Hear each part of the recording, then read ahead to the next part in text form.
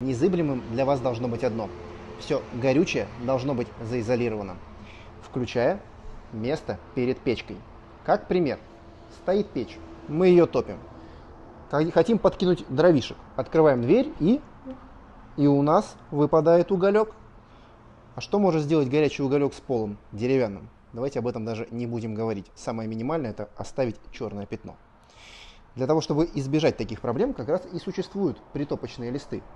Лист стали, либо нержавейки, кладем перед печкой, и больших проблем у нас точно не будет.